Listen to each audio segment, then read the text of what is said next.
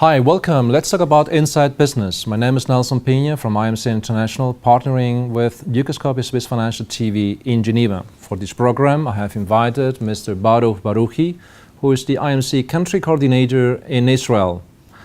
With him, I would like to discuss the topic around doing business in Israel. Hi, Baruch, how are you doing? I am very well. It's good to be here. Welcome in the studio. Thank you very much. Baruch, talking or thinking about Israel, somehow to me, is it that Israel is the Silicon Valley of the region?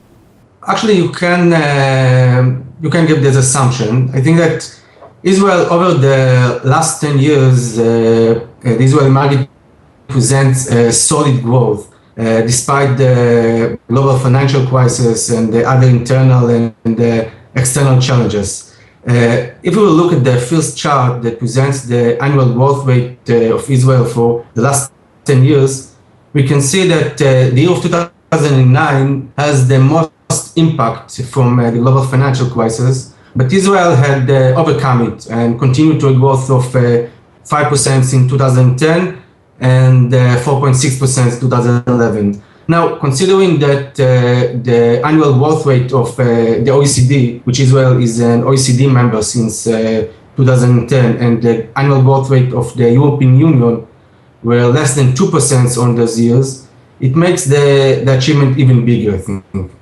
Furthermore, during the 2 decades between the 1990s and the 2010, Israel was ranked as one of the 5 fastest growing emerging markets in the world. In 2010, Israel was upgraded from an emerging market to a developed market.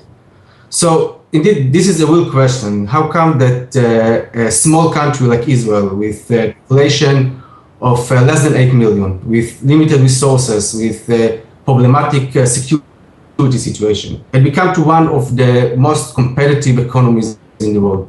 So when we are approaching this question, we should analyze this growth. Where does it come from? Yeah. So, in which sectors, Baruch, you have seen, because I have some data over the last 15 years, and I have seen, for instance, that in certain sectors like information technology, software, medical equipment, biotechnology, security, has given Israel somehow the background to have this kind of development. Is this correct, or is it just my external perception?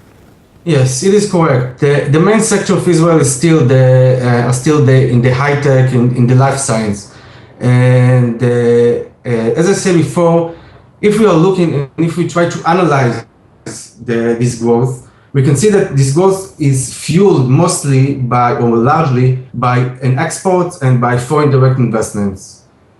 And so if we look at the second chart that presents the foreign direct investment in Israel from 2009 till 2013, we can see that the steady increase from $4.4 billion in 2009 into $14 billion in 2013.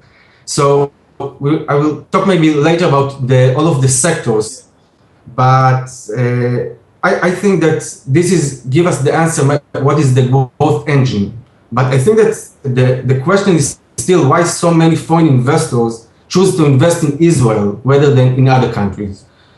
So there are many reasons for that, such as the big developed venture capital market, the government support, the massive investment in R&D. 4.3% of the GDP in Israel is invested in R&D. According to the OECD scoreboard of 2013, this is the highest percentage in the world. And other reasons are the attractive location as a connecting point of 3 continents, Asia, Europe, and Africa, a strong currency, at least for the last 30 years. But I think that the main advantage of Israel, and it's connected to the sector that I will elaborate more about it, is the human capital of Israel, which characterized by entrepreneurial spirit. Israel ranked first in the world in a number of startups per capita, by creative thinking, by great passion and strong commitment to success, also by a high level of education, which derived from the high quality of the scientific institution in Israel. I think that, all this entrepreneurial spirit is expressed by a long list of market fields, such as the disk on key technology, the IP technology, the zip compression, the pill size camera, the modern drip irrigation technology, the ICQ, and many others. And all of those advantages are the reason why so many multinational companies such as Microsoft, Google, Apple, HP, Siemens, and many others have realized that Israel is their ideal place to invest. You are supporting me now to the next questions because this is normal to me. I also have been in Israel where you are talking to other colleagues around the world of our organization. Israel is somehow considered as a world champion in aspects of innovation and startup. This is what I am heard too. And I know that there are over 60 venture capital funds in Israel which are stock listed in NASDAQ, which makes Israel the country with the more stock listed venture capital funds. Could be this a reason that it's a really El Dorado to get money in Israel when you are a bright entrepreneur with a bright idea? And this is the main reason why Israel is that successful too? Yeah, indeed, the big developed venture capital market in Israel, which was ranked first in the world in VC volume per capita, is another symbol for the breadth of its innovative industries. Currently, there are about 70 active venture capital funds in Israel, which about 14 are international funds with offices in Israel. And additionally, there are about 220 international funds that do not have branches in Israel, but actively invest in Israel through in-house specialists or something like that. Now, this is maybe the reason that the venture capital market in Israel, together with the business incubators, have been given the nickname Silicon Valley. Valley is the Arabic name for valley, which considers second in importance only to the original Silicon Valley in California. You've also thought about the companies, Israeli companies on the NASDAQ. So indeed, since the 1980s, over 250 Israeli companies had an initial public offering on the NASDAQ. And again, this strengthens the position of Israel as a high-tech superpower. Now, if I go back to the sectors, you talked about, you mentioned the sector, and except the sector you mentioned about biotechnology, high-tech, also homeland security. I would also like to add the agro-technology sector and the water treatment technology sector, which is, Israel is recognized as a world leader on those fields. Another sector which I don't think a lot knows, but played a major role in the economic development of Israel, is the chemicals sector. Israel was blessed with one of the most unique natural resources, the Dead Sea, which is located in the lowest place in the world, which, except of being a tourist attraction, it is creating salt and other minerals in extraordinary quality.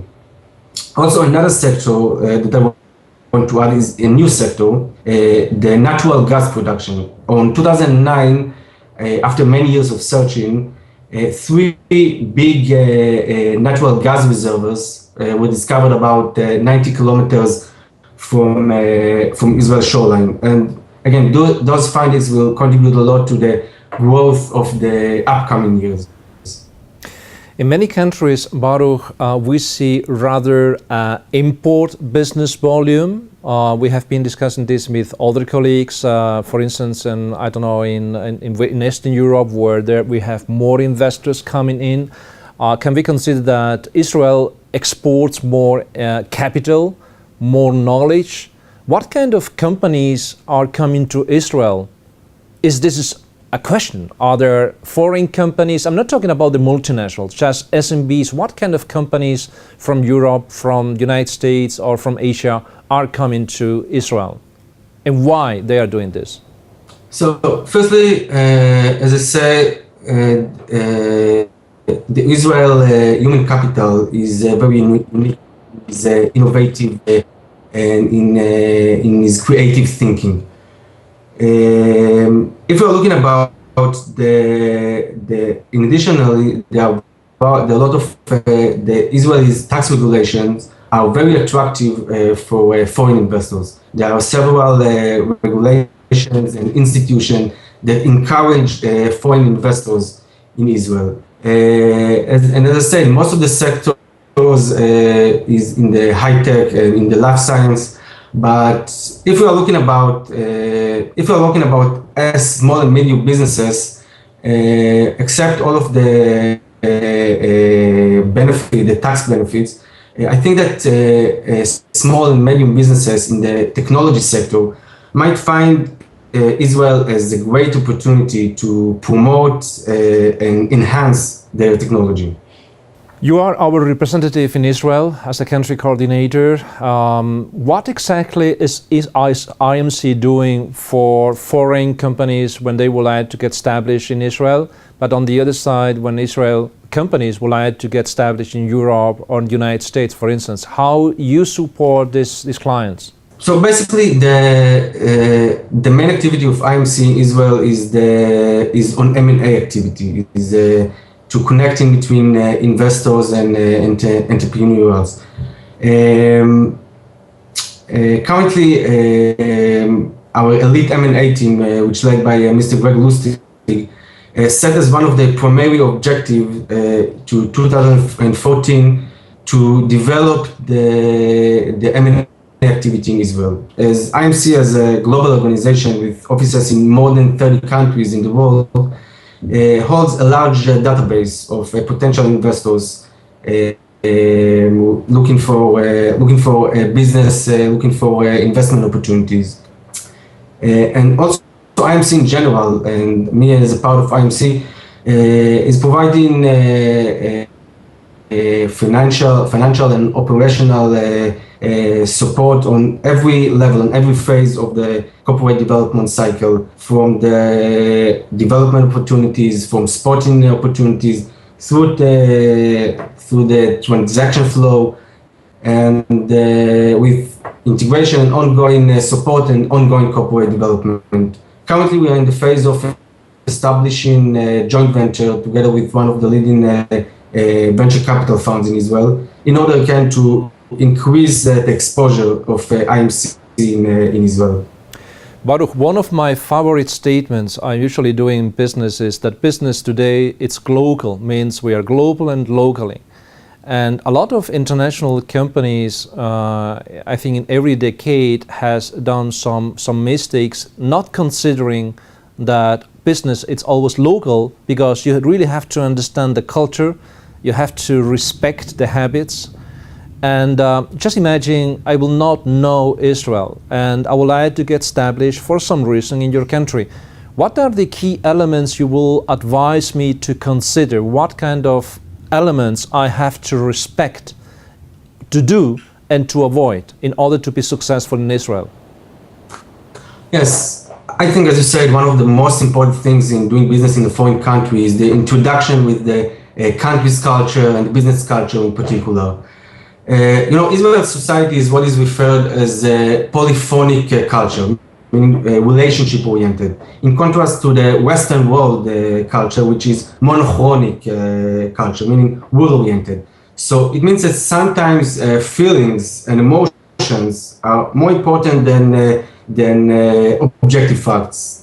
I will give you this example. You can think about Israel as one big family, and in a family you can act directly, aggressively sometimes, and without formality, and which might consider by a non-member of the family as being rude or impolite. But this is just the culture of Israel, and I think that you get used to it. And in my opinion, it's also good for business. As I said, the Israelis are very passionate and very expressive. So if they raise their voice, it's not because they are angry about you. This is just the way that sometimes we communicate with one another. Okay, Baruch, I would like to thank you. It has been an honor to have you in our studio. All the best to you and to Tel Aviv. Bye bye. Bye bye. Bye bye. My pleasure. Bye bye. This has been Inside Business, doing business in Israel. Thanks for watching IMC International and partnering with Dukascopy, Swiss Financial TV. And bye for now.